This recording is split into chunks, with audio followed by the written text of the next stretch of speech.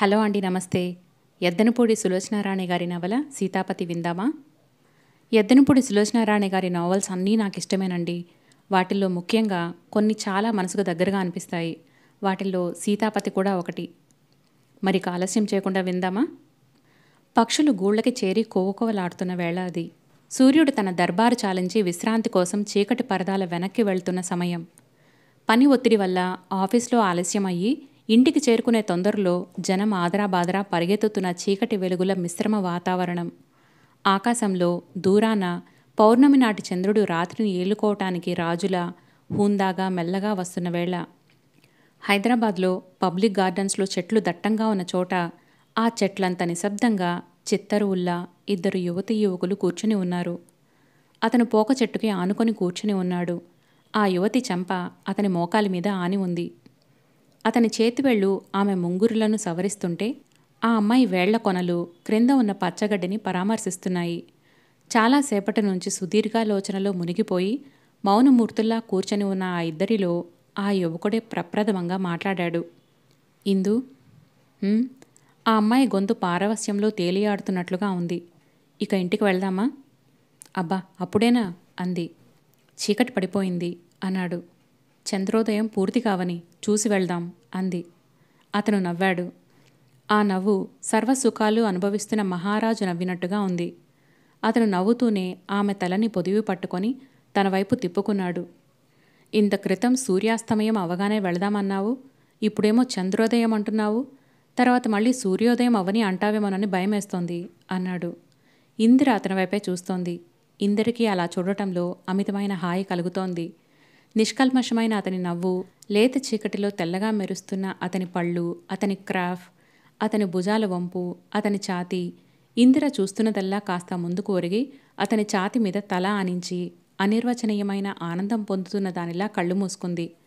అతను కూడా ఏమీ మాట్లాడలేదు. మాటలతో అవసరమే కానీ ఆ మోగతనమే ఒక భాషగా ఒకరి మనసు ఒకరికి అర్థమైపోతోంది. ఇందిర మెడ చుట్టూ చేయి వేసి గాఢంగా ఛాతికి అదుముకున్నాడు. ఇందు, నువ్వు ఎంత త్వరగా నన్ను ఇంటికి వెళ్ళనిస్తే నేను అంత త్వరగా అమ్మా నాన్నలకి ఈ శుభవార్త చెప్పేస్తాను అన్నాడు. నువ్వు నాకు మళ్ళీ ఎప్పుడు కనిపిస్తావు అంది. రేపు ఉదయం 9 గంటలకి నువ్వు ఆఫీస్కి వెళ్ళే టైంకి సరిగ్గా నీ బస్టాండ్లో అన్నాడు. రేపు ఉదయం 9 గంటలంటే? ఇందిర వేళ్ల మీద ఎన్ని గంటలు వ్యవధి ఉందో లెక్కపెట్టింది. అబ్బా, ఎన్ని యుగాలు అంది. అతను నవ్వాడు. పోనీ మీ ఇంటికి వచ్చైనా అన్నాడు. రాగలవా కొంటెగా చూస్తూ అంది. ఎందుకు రాలేను, కానీ ఒకటి సందేహం. మీ అక్కయ్య అత్తగారుందే, ఆ మహాకాయం, ఆవిడని చూస్తేనే భయం. నా ఆనందమంతా ఆవిడ చూపులతో ఆవిరైపోతుంది అన్నాడు. అవును, అది నిజమే. అదీ కాకుండా మళ్ళీ మనం కలుసుకునేటప్పుడు మనిద్దరమే ఉండాలి. మన ఏకాంతానికి ఎవరూ అడ్డు రాకూడదు అంది. సరిగ్గా నేను కూడా అదే అనుకుంటున్నాను. ఇక వెళ్దాంలే. అతను లేస్తూ ఆమెని లేవదీశాడు. ఇందిర లేచింది. చాలాసేపటి నుంచి కూర్చోవటం వల్ల కాలు తిమ్మెరగా అనిపించింది. అతను ఆమెను పట్టుకున్నాడు. ఇందిర కాలు విదిలించింది. నువ్వు నడవలేకపోతే చెప్పు, బస్టాప్ వరకు భుజం మీద వేసుకొని తీసుకెళ్తాను అన్నాడు. తొందరపడకు, భుజాల మీద వేసుకునే రోజులు చాలా ఉన్నాయి అంది. అతను నడుస్తున్నాడు. ఇందిర కూడా అతని పక్కగా నడుస్తోంది. నడుస్తున్న ఇందిర హఠాత్తుగా ఆగిపోయింది. ఏమిటి అన్నాడతను. అలా చూడు. వేలు పెట్టి ఆకాశంలోకి చందమామ వైపు చూపించింది. అతను సుదీర్ఘంగా ఆ వెలుగు బింబం వైపే చూశాడు. ఎలా ఉంది అని అడిగింది.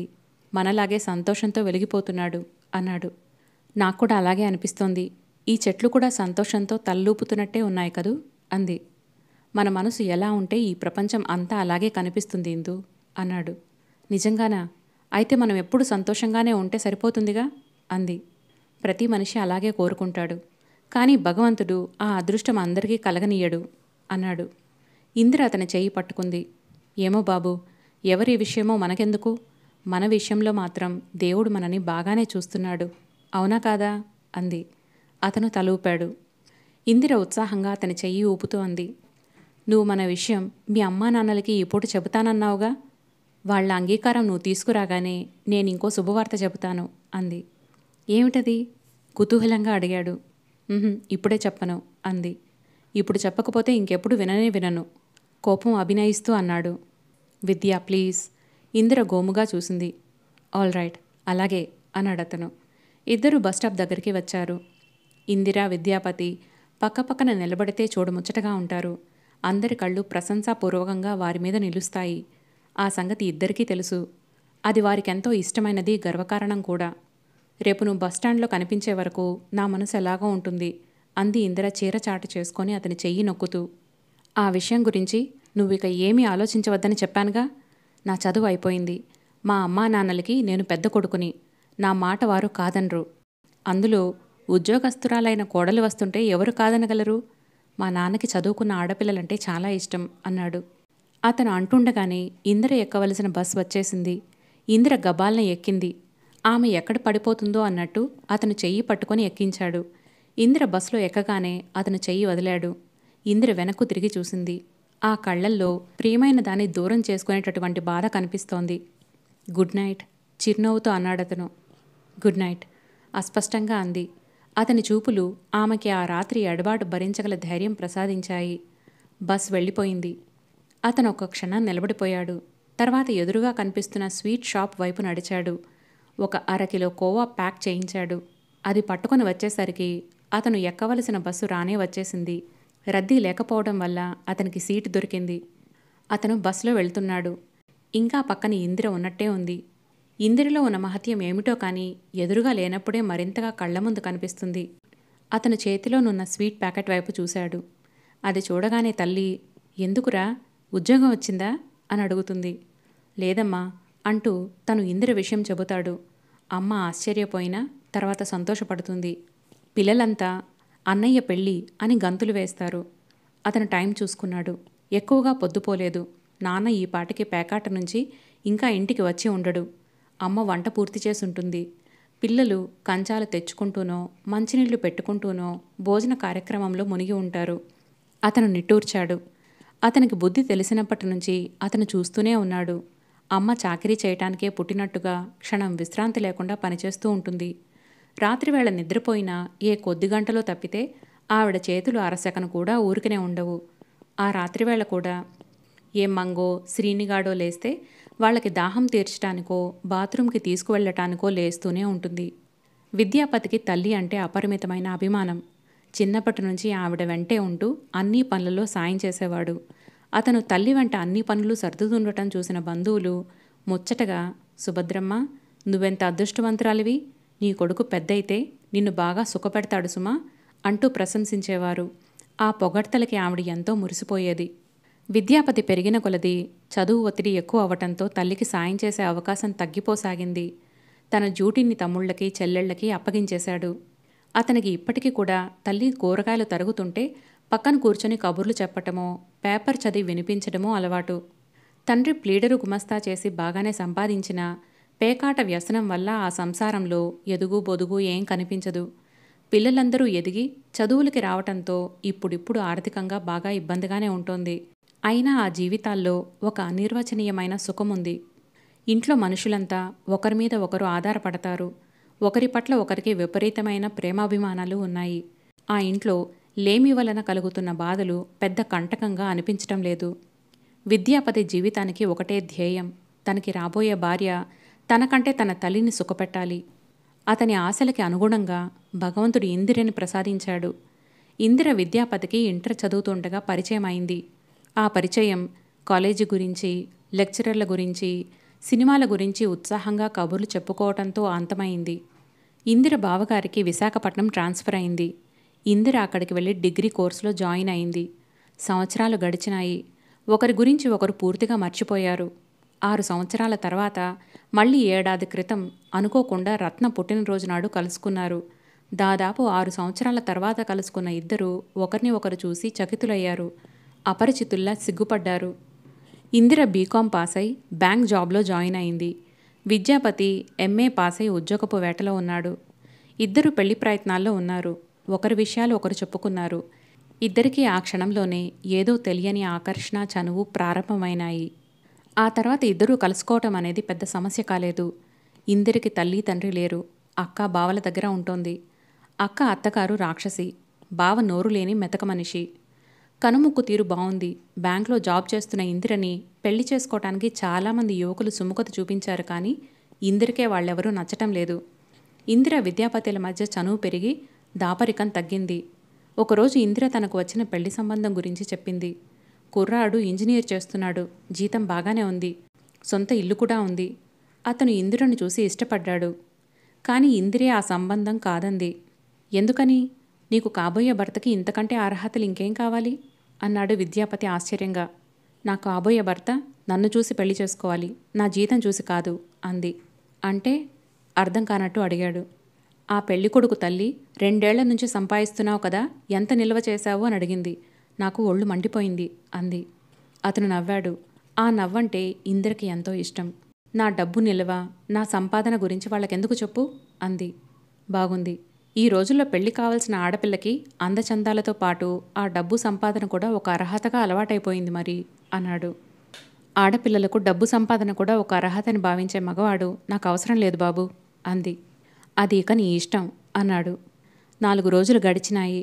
విద్యాపతి కనిపించినప్పుడు ఇందిర అడిగేసింది. మొన్న పెళ్లి చూపులకి వెళ్ళాలన్నావుగా, వెళ్ళావా అంది. అతను వెళ్ళానన్నట్టు తల ఊపాడు. పిల్లెలా ఉంది? బాగానే ఉంది. ఒప్పుకున్నట్టేనా మరి? అతను తల అడ్డంగా తిప్పాడు. ఒప్పుకోలేదు. ఎందుకని ఆశ్చర్యంగా అడిగింది. వాళ్ళంతా ఫారెన్లో ఉన్నారట. నాకు కూడా అక్కడే ఏదైనా ఉద్యోగం ఇప్పిస్తారట. పెళ్ళి అయిన వెంటనే నేను భార్యను తీసుకొని అక్కడికి వెళ్ళిపోవాలిట అన్నాడు. నిజంగా? ఎంత మంచి ఛాన్స్! నువ్వు చాలా అదృష్టవంతుడివి ఉత్సాహంగా అంది. అతను మాట్లాడలేదు. అతని కళ్ళల్లో ఆనందం లాంటిదేం కనిపించలేదు. మరి నువ్వేమన్నావు ఆతురతగా అడిగింది. ఆ సంబంధం అంటే నాకు ఇష్టం లేదని చెప్పాను అన్నాడు. ఎందుకని ఆశ్చర్యంగా అడిగింది. నాకు రాబోయే భార్య మా అమ్మని సుఖపెట్టాలి, అది నాకు చాలా ముఖ్యం అన్నాడు. ఇందిర తల ఊపింది. అవును, ఈ సంగతి నువ్వు చాలాసార్లు చెప్పావు అంది. ఇందిరకి ఆ క్షణం నుంచి అతనంటే ఉన్న గౌరవం రెట్టింపయింది. అతని పట్ల అభిమానం మరింత పెరిగింది. జీవితంలో డబ్బుకి ప్రాధాన్యత ఇవ్వకుండా మనిషికి విలువ ఇచ్చేవాళ్లు చాలా మంచివాళ్లని ఇందిర గాఢ నమ్మకం. ఇద్దరి మధ్య క్రమంగా చనువు పెరగసాగింది. ఒక రోజున ఇందిర అనేసింది. నేను నిన్ను చూడకుండా ఉండలేకుండా ఉన్నాను. ఏం చేయను చెప్పు అంది. ఇది ఆలోచించాల్సిన విషయమే అన్నాడతను సీరియస్గా. మనిద్దరం పెళ్లి చేసుకుంటే ఏమవుతుంది అంది. అతను ఆశ్చర్యంగా చూడలేదు. క్షణంసేపు ఇందిరని గాఢంగా పరిశీలనగా చూశాడు. ఆ తర్వాత చటుక్కున చెయ్యి పట్టి దగ్గరకు లాక్కొని గాఢంగా ముద్దు పెట్టుకున్నాడు. అతని సమాధానం ఇందిరకు అర్థమైపోయింది. అతను చూపిన అంగీకారం ఎంతో ధైర్యం కలగజేసింది. విద్య, నేనీ మాట 2 నెలల క్రితమే అడుగుదామనుకున్నాను. కానీ నాది వేరే కులమని ఇంకా ఏదో చెప్పబోయింది. నాన్సెన్స్. ఈ రోజుల్లో ఆ అభ్యంతరాలు ఎవరు పెట్టుకోవటం లేదు. నేనే అడిగేద్దామనుకున్నాను. కానీ నాకు ఉద్యోగం లేదు ఇందిరా అని ఆగాడు. అది నా దృష్టిలో పెద్ద అభ్యంతరం కానే కాదు అంది. థ్యాంక్యూ అన్నాడు. ఆ క్షణం నుంచి ఇద్దరి మధ్య సరిహద్దులు చెరిగినాయి. స్నేహానికి అనురాగం జోడయింది. ఆత్మీయతని అభిమానం పెనవేసుకుంది. ఇందిరకి జీవితం పట్ల ఎంతో నమ్మకం, నిశ్చింత కలిగాయి. ఇందిర వెంటనే పెళ్లి చేసుకుందామనంది. కానీ అతను వినలేదు. నాకు ఉద్యోగం దొరికిన తర్వాతనే మన పెళ్ళి అన్నాడు. నీకు ఉద్యోగం ఎప్పుడు దొరుకుతుందో ఏమిటో అంది. ఆగాగు, అంత తొందరపడితే ఎలా? ఈ సృష్టిలో ప్రతి పనికి కొంత వ్యవధి ఉంది అన్నాడు. ఇదివరకు ఎలా భరించేదాన్నో ఏమిటో. అక్కయ్య అత్తగారి పోరు పడలేకుండా ఉన్నాను బాబు గోముగా అంది. కొద్ది రోజులేగా, ఓపిక పట్టు. అతను వీపు మీద చెయ్యి వేసి నిమిరాడు. విద్యాపతి ఇందిరని ఇంటికి తీసుకువచ్చి పరిచయం చేశాడు. చదువుకున్నా, ఉద్యోగం చేస్తున్నా అంత నమ్రతగా ఉన్న ఇందిరని చూసి సుభద్రమ్మగారు ముచ్చటపడిపోయింది. ఈ పిల్ల నాకు చాలా నచ్చిందిరా. ఆ రత్న అనే పిల్ల వస్తుంది చూడు, ఒట్టి గజ్జల గుర్రంలా ఉంటుంది అంది. విద్యాపతి తల్లి అన్న మాటలు చెబుతుంటే ఇందిర మనసు ఆనంద డోలికల్లో ఊగిసలాడింది. అతనికి తల్లి అంటే చాలా అభిమానం. ఆ తల్లికి తను నచ్చటం అనేది చాలా ముఖ్యం. విద్యాపతికి ఫుడ్ కార్పొరేషన్లో ఇంటర్వ్యూ వచ్చింది. ఇందిర ఎంతో కష్టపడి ఎవరెవరి వద్ద నుంచో రికమెండేషన్లు సంపాదించి ఆ ఉద్యోగం అతనికి వచ్చేటట్టు ఆరాటపడింది. ఇందు, ఎందుకు నీకింత శ్రమ? నువ్విలా ప్రయత్నించటం నాకు చాలా సిగ్గుచేటుగా ఉంది అన్నాడతను. అలాంటి పిచ్చి పిచ్చి అభిమానాలు పెట్టుకోకు. నాకు సాధ్యమైంది కాబట్టి చేస్తున్నాను. అయినా నీకు ఉద్యోగం రావటంలో నీకంటే నాకే ఎక్కువ స్వార్థం ఉంది అంది. అతను మాట్లాడలేకపోయాడు. ఇందిర తరచుగా విద్యాపతి ఇంటికి వస్తూనే ఉంది. తల్లి చూచాయిగా గ్రహించింది కానీ భర్తతో అనలేదు. ఇందిర ఒకసారి విద్యాపతితో అంది. మన పెళ్ళైతే ఆ ఇంట్లో మనకి పడక గది ఏది చెప్పు అంది. అతను తల గోక్కున్నాడు. ఆ ఇంట్లో ప్రత్యేకంగా పడక గది లేదు. అన్నీ వరుస గదులు. నేను మన కోసం వేరే ఇల్లు చూస్తున్నాను అంది. అతని కళ్ళల్లోకి ప్రశ్నార్థకంగా చూసి పక్కున నవ్వింది. అరే బాబా, భయపడకు. మన కోసం అంటే మనిద్దరి కోసం కాదు, మన అందరి కోసం. హౌసింగ్ బోర్డు ఇళ్లకి నేను ఎప్పుడూ అప్లికేషన్ పెట్టాను. అది వచ్చేటట్టుంది. అది వచ్చేస్తే మనకి హాయి. ఏమిటలా చూస్తావు? నేను చెప్పే మాటలు బాగాలేవా అంది. కాదు ఇందు, నీలాంటి అమ్మాయిని కోడలుగా పొందబోతున్న మా అమ్మ ఎంత అదృష్టవంతురాలా అని ఆలోచిస్తున్నాను అన్నాడు. చాలే, ఈ మాటే మీ అమ్మ వింటే ఏమంటుందో తెలుసా అంది. ఏమంటుంది అడిగాడు. మా అబ్బాయి లాంటి వాడిని భర్తగా పొందుతున్న నీ అంత అదృష్టవంతురాలు ఈ ప్రపంచంలో ఎవ్వరూ లేరంటుంది అంది. 4 రోజుల అనంతరం ఇందిర అతనికి లేటెస్ట్ హెచ్ఎంటీ వాచ్ తెచ్చి ఇచ్చింది. ఎలా ఉంది? చాలా బాగుంది అన్నాడు. ఇందిర వాచ్ అతని చేతికి పెట్టింది. అతని ముఖంలో బాధ రెపరెపలాడింది. గంభీరంగా ఉండిపోయాడు. ఏమిటా మౌనం అంది. ఇందు, ఇలాంటివి నాకెంత వ్యధ కలిగిస్తాయో నీకు తెలీదు. వద్దంటే నువ్వు బాధపడతావు. అంగీకరించాలంటే ఏదో చెప్పబోయాడు. నీకు అభిమానం అడ్డు వస్తుంది అంతేనా? విద్య, నీకెన్నిసార్లు చెప్పాను, మన మధ్య అలాంటివేవీ ఉండకూడదు. పోనీ ఒక పని చెయ్యి. నేనిప్పుడు నీకు ఎంత ఖర్చు పెడుతున్నానో అంతా రాసుకొని గుర్తుపెట్టుకో. రేపు ఉద్యోగం రాగానే వడ్డీతో సహా నాకిచ్చేయి, సరేనా అంది. అతను తలూపాడు. నేను రేపు విశాఖపట్నం వెళ్తున్నాను. గురువారం వచ్చేస్తాను అంది. విశాఖపట్నమా? ఎందుకు? పిన్నికి ఒంట్లో బాగాలేదట. ఒకసారి రమ్మనమని రాసింది అంది. మళ్ళీ ఎప్పుడొస్తావు అడిగాడు. వీలైనంత తొందరలో అంది. 15 రోజుల తర్వాత రత్న ఇంట్లో ఇందిర విద్యాపతి ముందు పెళ్ళపళ్ళాడుతున్న ఆకాశంలా నిలబడి ఉంది. నీకు తెలీదంటే నేనెలా నమ్ముతాను? నువ్వేమైనా చిన్నపిల్లాడివా మీ అమ్మా నాన్న బలవంతంగా తీసుకువెళ్ళటానికి అంటోంది. విద్యాపతి ఇందిరని అనునయించడానికి శతవిధాలా ప్రయత్నిస్తున్నాడు. ఇందు, భగవంతుడి సాక్షిగా చెబుతున్నాను. బంధువులు ఇంటికి రమ్మన్నారే గాని అక్కడ పెళ్లి చూపుల ఏర్పాటు ఉందని నాకు చెప్పనే చెప్పలేదు. నాకు తెలియనే తెలీదు. నువ్వు నన్ను నమ్మితే నమ్ము. నేను చెబుతున్నది అబద్ధమని నీకు అనిపిస్తే నేనేం చేయలేను అన్నాడు. అతని ముఖంలో వేదన చూసిన తర్వాత ఇందిర మనసు కాస్త శాంతించింది. మనం వెంటనే పెళ్లి చేసేసుకుందాం. మీ అమ్మా నాన్నలకి చెప్పేయి అంది. అతను నిస్సహాయంగా చూశాడు. ఇందిర అతని దగ్గరికి వచ్చింది. బేలగా అంది. విద్య, నా భయం ఏమిటో నీకు అర్థం కాదు. నువ్వు ఆ వినాయకరావు గారి అమ్మాయిని పెళ్లి చూపులు చూడటానికి వెళ్ళి వచ్చావని రత్న చెప్పినప్పటి నుంచి నా మనసులో లేదు. నువ్వు పెళ్లి చూపులకు వెళ్లటంలో తప్పేం లేదు. మన విషయం నువ్వు మీ అమ్మా నాన్నలకి చెప్పనంతకాలం వాళ్ల నుంచి నీకు ఆ ఒత్తిడి తప్పదు. దీనికంతటికీ కారణం నువ్వే. మీ అమ్మా నాన్నలది తప్పు కానే కాదు, నీది. నా గురించి నువ్వు ఇంట్లో చెప్పలేదు. ఎప్పుడో ఉద్యోగం వచ్చిన తర్వాత చెబుతానని అనుకుంటుంటే ఈలోగా ఇలాంటి అవాంతరాలు వస్తుంటాయి. కాబట్టి ఈరోజు నా గురించి చెప్పేయి అంది. అలాగే ఇందు అన్నాడు. ప్రామిసేనా అడిగింది. అతను చెయ్యి చాచి ఇందిర చేతిలో ఉంచాడు. ఇందిర హఠాత్తుగా అతని భుజాలు పట్టుకుని గుండెలో తలదాంచుకుంది. గద్గద కంఠంతో అంది. రాత్రి నుంచి నాకు కంటి మీద కునుకులేదు.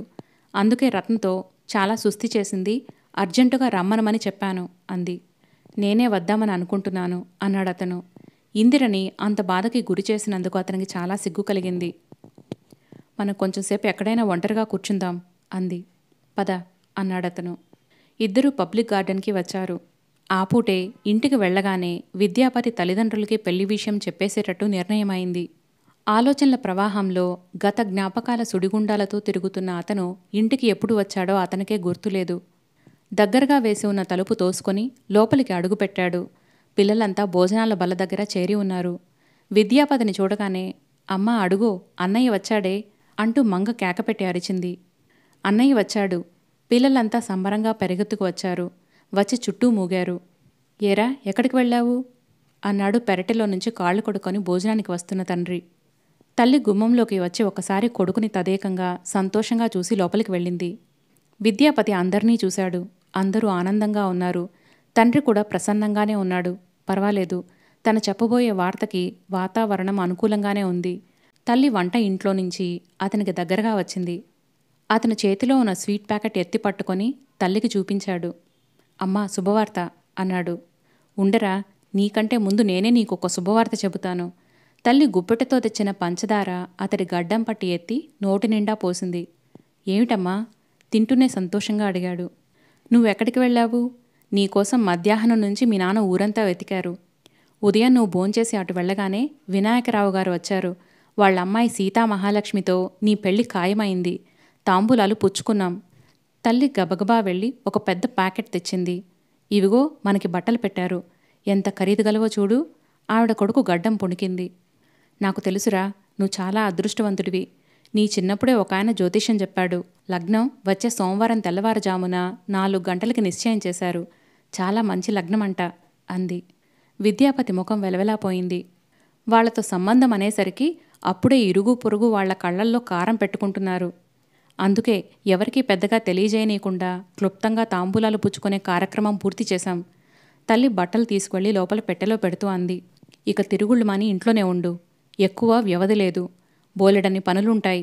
నేను ఒంటరివాణ్ణి. ఎన్నని చూసుకుంటాను? అన్నం వడ్డించవే, త్వరగా వెళ్ళాలి నేను అన్నాడు తండ్రి. తల్లి భోజనం వడ్డించడానికి వెళ్ళింది. విద్యాపతి స్థాణువులా నిలబడిపోయాడు. అతని చేతులు పట్టుకుని లాగుతూ పిల్లలు అతని చుట్టూ గంతులు వేస్తున్నారు. అన్నయ్య, ఇక నుంచి నీ పేరేమిటో తెలుసా? సీతాపతి. పిల్లలు విరగబడి నవ్వుతూ గంతులు వేస్తున్నారు. సీతాపతి, సీతాపతి. వాళ్ల నవ్వులు చప్పట్లు అతని చెవులు చిల్లు పడేటంత మోతగా అనిపించసాగాయి. అతను కాళ్ల క్రింద భూమి కదిలిపోతున్న వాడిలా అయోమయంగా భయంతో చూస్తూ నిలబడిపోయాడు. ఇందిర మంచం మీద కూర్చొని ఉంది. వారం రోజుల క్రితం ఇందిరని చూసిన వాళ్ళెవ్వరూ ఈ ఇందిరని చూస్తే ఇందిరేనని ఒప్పుకోరు. కారణం, అప్పుడు నిగనిగలాడే ఇందిర చెక్కిళ్ళు ఇప్పుడు పీకుపోయి ఉన్నాయి. కలలు కనే కళ్ళు వాటిని పోగొట్టుకున్నట్టుగా కాంతిహీనంగా అయినాయి. ఆ ముఖంలో స్వాతిశయంగా వరులు పొరబడే ఆత్మస్థైర్యం ఇప్పుడు పూర్తిగా లోపించింది. తన మీద తనకే నమ్మకం లేని మనిషిలా బేలగా దీనంగా ఉంది. ఇందిర కూర్చున్న మంచం దగ్గరికి రత్న వచ్చింది. చేతిలో హార్లిక్స్ గ్లాస్ ఉంది. పొద్దున్నుంచి ఏమీ తినలేదు. కాస్త హార్లిక్స్ అయినా తాగవే ఇందు అంది బ్రతిమలాడుతున్నట్టుగా. ఇందు అయిష్టంగా రత్న చేతిని అవతలికి తోసేసింది. రత్న ఈ తిరస్కారానికి నిరుత్సాహపడలేదు. పైనుంచి పట్టుదలగా ఎలాగైనా ఇందిర చేత హార్లిక్స్ తాగించాలని అనుకుంటున్నట్లుగా మంచం మీద కూర్చుంది. ఇందు, నీ ధోరణేమిటో నాకు బొత్తిగా అర్థం కావటం లేదే అంది. నాకు నేనే అర్థం కావటం లేదు. నీకేం అర్థమవుతాను? నిర్లిప్తంగా వచ్చింది ఇందు సమాధానం. దీనికంతటికీ కారణం నువ్వేగా. చేతులారా చేసుకొని ఇప్పుడు తీరిగ్గా బాధపడ్డం దేనికి? విద్యాపతి ఎక్కడికైనా వెళ్ళిపోయి పెళ్లి చేసుకుందామని ఎంత బ్రతిమలాడాడు. నువ్వే రానన్నావు. అప్పుడే నేను నిన్ను బాగా ఆలోచించుకోమని చెప్పాను. ఆలోచించుకున్నాను అన్నావు. నిష్ఠూరంగా అంది రత్న. నేను తీసుకున్న నిర్ణయానికి నేనేం బాధపడటం లేదే రత్న అంది ఇందు. మరి దేనికి బాధపడుతున్నావు? అర్థం కానట్లు అడిగింది రత్న. భగవంతుడు ఎందుకిలా చేశాడా అని అంది ఇందు. అదిగో అక్కడే నా కొళ్ళు మండుతోంది. నువ్వు నిర్ణయం చేసి మధ్యలో భగవంతుని అంటావే అంది. పరిస్థితులు ఇలా ఎందుకు తీసుకురావాలి అంది ఆలోచనగా ఇందు. నీ తెలివితేటలేమిటో పరీక్ష చేద్దామని. విద్యాపతి నీతో చెప్పకుండా వాళ్ళ అమ్మానాన్నలు కుదిర్చిన సంబంధం చేసుకుంటే అప్పుడు నువ్వు ఈ మాట అనాలి. పాపం, ఆ రోజు అతని ముఖం చూస్తే నాకెంతో జాలేసింది. ఎంత ఆవేదనతో వచ్చాడు. వెళ్ళిపోదాం రాయిందు అని నిన్ను ఎంత బ్రతిమలాడాడు అంది రత్న. విద్య తల్లిని తండ్రిని ఒప్పించి నన్ను ఆ ఇంటి కొడలుగా తీసుకువెళ్తాడని అనుకున్నాను గాని ఇలా దొంగతనంగా పెళ్లి చేసుకుందాం రమ్మనమని అంటాడనుకోలేదు. ఇందిర మంచం మీద నుంచి లేచింది. ఇందిరని చూస్తే ఎక్కడా ఒక క్షణం నిలబడలేనట్టుగా, కూర్చోలేనట్టుగా, చెప్పనలివి కాని అశాంతితో వ్యధపడుతున్నట్టుగా ఉంది. కుట్టు మిషన్ దగ్గర నిలబడి దాని చక్రం తిప్పుతూ అంది. రత్న, నీకు తెలీదే, విద్యాపతికి తల్లి అంటే ప్రాణం. తన తల్లిని సుఖపెట్టే అమ్మాయి కావాలని ఎప్పుడూ అంటుండేవాడు. అతని మనసేమిటో నాకు బాగా తెలుసు. ఇప్పుడు ఆవేశంలో ఇలా నన్ను పెళ్లి చేసుకున్నా తర్వాత తప్పకుండా బాధపడతాడు. నేను కోడలుగా రావటమే ఇష్టం లేని అతని తల్లిని నేనేం సుఖపెట్టగలను చెప్పు అంది ఇందు. ఆ గొడవంతా అతను చూసుకుంటాడుగా అంది రత్న. నా కోసం అతని కుటుంబాన్ని వదులుకోవటం నాకిష్టం లేదే రత్న. నేను తీసుకున్న ఈ నిర్ణయం సరైనదే అని అనుకుంటున్నాను అంది. రత్న భుజాలు ఎగరేసింది. ఏమిటో బాబూ, నువ్వు అదే త్యాగం అనుకుంటున్నావేమో అంది. ఇందిర కంపరంగా చూసింది. త్యాగమా? ఛీ, కాదే. ప్రాక్టికల్గా ఆలోచించాను. అతనితో నాకు పెళ్ళి అయితే జీవితం సుఖంగా సంతృప్తిగా ఉండాలి. ఇందులో ఎలాంటి అపశృతులు వినిపించకూడదు. నాతో జరిగిన పెళ్లి మూలంగా అతను నష్టపోయానని కానీ తన వాళ్ళకి దూరమయ్యానని కానీ ఒక క్షణమైనా బాధపడితే. ఇందిర క్షణం ఆగింది. ఆ పెళ్లి జరిగే కంటే జరగకుండా ఉంటేనే నయం అని అంది. రత్న ఇందిరని సుదీర్ఘంగా చూసింది. ఇందు, విద్యాపతి చాలా కరెక్ట్గా చెప్పాడు. నీ అంత మొండి మనిషి ఎవరూ ఉండరేమో. నువ్వు పట్టిన కుందేటికి 3 కాళ్ళంటావు అంది. అలాంటి మొండితనమే లేకపోతే ఈ ప్రపంచంలో బ్రతకడం చాలా కష్టమవుతుందే రత్న అంది. ఇంతలో బిలబిలలాడుతూ 2 పిల్లలు, ఒక కుర్రాడు లోపలికి వచ్చారు. వాళ్ళు విద్యాపతి చెల్లెళ్ళు, తమ్ముడు. వాళ్ళని చూడగానే రత్న రండి రండి అంటూ ఆహ్వానించింది. వాళ్ళని చూడగానే ఇందిర ముఖంలో క్షణంసేపు ఆనందం వెలిగినా కుర్రవాడి చేతిలో ఉన్న శుభలేఖలు చూడగానే కారు మబ్బులు కమ్ముకున్నట్లుగా నల్లబడింది. వెళ్ళి అక్కడున్న మంచం మీద కూర్చుంది. రత్నగారు, అన్నయ్య పెళ్ళి, మీకు శుభలేఖలు ఇచ్చిరమ్మన్నాడండి అన్నాడు కుర్రాడు శుభలేఖల్లో రత్న పేరు వెతుకుతూ. పిల్లలు కొత్త బట్టలు వేసుకొని సందడిగా ఉత్సాహంగా ఉన్నారు. వాళ్లలో పెద్ద పిల్ల సుమిత్ర ఇందిరని చూడగానే ఉత్సాహంగా, అరే ఇందిరగారు, మీరు ఇక్కడే ఉన్నారా? అయితే మీ ఇంటికి వెళ్లే పని తప్పింది అంది. రత్న వాళ్లకి కాఫీ ఇస్తా కూర్చో అంది. కాఫీకి నీళ్లు పెట్టి వచ్చి రత్న వాళ్లతో కబుర్లకు దిగింది. మీ కాబోయే వదినని మీరు చూశారా అంది. ఓ అన్నారు వాళ్ళు. ఎలా ఉంటుంది అడిగింది. బాగుంటుంది, ఎర్రగా, కాస్త పొట్టిగా, లావుగా. లావు కాదు, సన్నమే అంది సుమిత్ర. కాదు, లావే అంది ఇంకో పిల్ల. మా వదినకు ఎన్ని నగలున్నాయో, మెడలో, చేతులకి, చెవులకి అన్ని మ్యాచింగ్ సెట్స్ అంది సుమిత్ర. మీ అన్నయ్యకి కట్నమిస్తున్నారా అంది. ఏమో నాకు తెలీదు. అన్నయ్యకి మాత్రం వాళ్ళు డైమండ్ రింగ్, ఫారెన్ వాచ్ ఇస్తున్నారు. బట్టలైతే అంత మంచివి మీరు ఎక్కడా చూడరనుకోండి. మా అమ్మకి మాకు అన్నీ కంచిపట్టువే అంది. మిషన్ చక్రం మీద చెయ్యి వేసి బొమ్మలా నిటారుగా నిలబడి ఉన్న ఇందిర వాళ్ల ముఖాల్లో ఉత్సాహాన్ని కన్నార్పకుండా చూస్తోంది. వాళ్ళెంత ఆనందంగా ఉన్నారు. సుచిత్ర లేచి వచ్చి ఇందిరకి కార్డు ఇచ్చింది. మీరు తప్పకుండా మా అన్నయ్య పెళ్లికి రావాలండి ఆరిందానిలా అంది. ఇందిర గొంతులో ఏదో అడ్డుపడ్డట్టే అయింది. మాట్లాడలేనట్టు తల ఊపింది. ఇక వస్తామండి, చాలామందికి ఇవ్వాలి అంటూ బిలబిలలాడుతూ వెళ్లారు. రత్న కప్పులు లోపలికి తీసుకువెళ్ళింది. ఇందిర కిటికీ దగ్గరకు వచ్చి బయటికి చూస్తోంది. బయట కూరగాయల బండి నిలబడి ఉంది. ఒకతను సంచి పట్టుకుని ఉన్నాడు. బేరం ఆడుతున్నాడు. నువ్వు కొనలేవు గాని వెళ్ళవయ్యా బండి అతను విసుక్కున్నాడు. అంతలో కారు ఒకటి వచ్చి అక్కడ ఆగింది. బండి అతను ఎంతో నమ్రతగా, భయభక్తులతో బండిని కారు దగ్గరకు తీసుకెళ్లాడు. కావలసిన కూరలు తూచి సంచిలో పోసి ఇచ్చాడు. కారులో యువతి డబ్బిచ్చింది. చిల్లర అతను తిరిగి ఇస్తే లెక్క కూడా పెట్టనేలేదు. పర్సులో వేసుకుంది. తన మీద ఆవిడకున్న నమ్మకానికి అతను సంతోషంగా చూస్తున్నాడు. కారు వెళ్ళిపోయింది. సంచి పట్టుకున్న బక్కపల్చట ఆయన మళ్లీ వచ్చాడు. టమాటాలు ₹1/2 ఇవ్వరాదుటయ్యా బ్రతిమలాడుతున్నట్టుగా అడిగాడు. బండి అతను ఏసడింపుగా చూశాడు. జవాబు కూడా చెప్పలేదు. బండి తోసుకుంటూ కూరల పేర్లు అరుస్తూ వెళ్ళిపోయాడు. ఇందిర ఆ బక్క చిక్కిన ఆయన ముఖంలో టమాటాలు కొనాలని ఉండి కొనలేని అసక్తతని, దైన్యాన్ని చూస్తోంది. ఇందిరకి అతని మీద కోపం వచ్చింది. టమాటా కొనగల డబ్బు లేనప్పుడు మౌనంగా వెళ్ళిపోవాలి.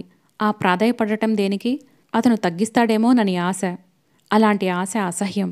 ఇందిర కళ్ళు చేతిలో శుభలేఖ మీద నిల్చినాయి. అది చూడగానే ఆ రోజు విద్యాపతి వచ్చి తనని ఎక్కడికైనా వెళ్ళిపోదాం రమ్మనమని అడిగిన సంఘటన గుర్తుకు వచ్చింది. ఇందిరకి ఇంకా అతను ఎదురుగా నిలబడ్డట్టే ఉంది.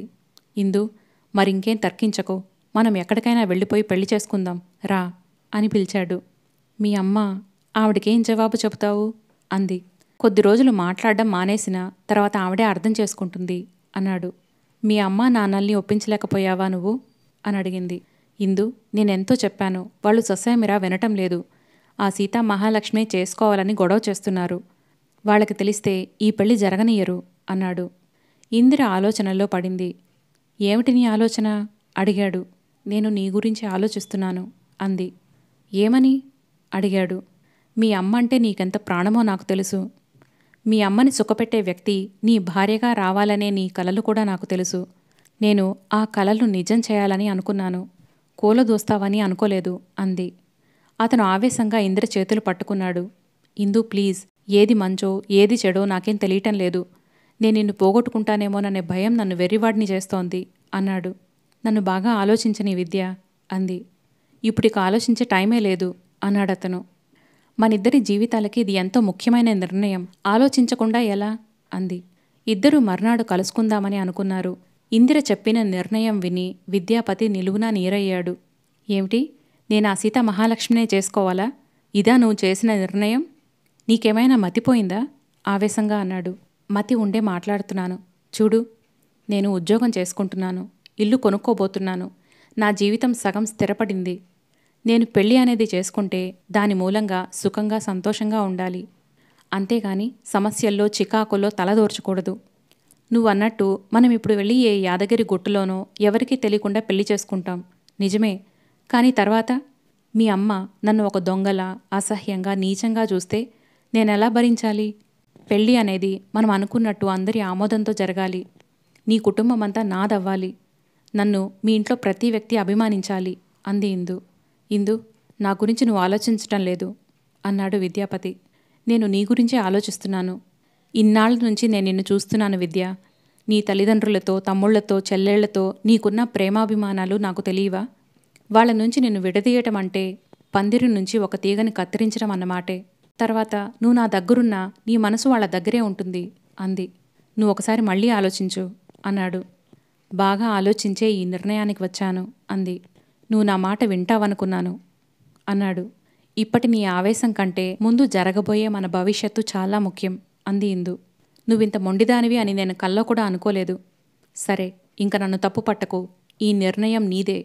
విద్యాపతి ఇందిరని ఒప్పించలేక చాలా ఆగ్రహంగా వెళ్ళిపోయాడు. ఏమిటే ఇందిర, అలా నిలబడిపోయావు? రత్న వచ్చి పలకరించింది. ఏమీ లేదు. ఇందిర కళ్ళు తుడుచుకుంది.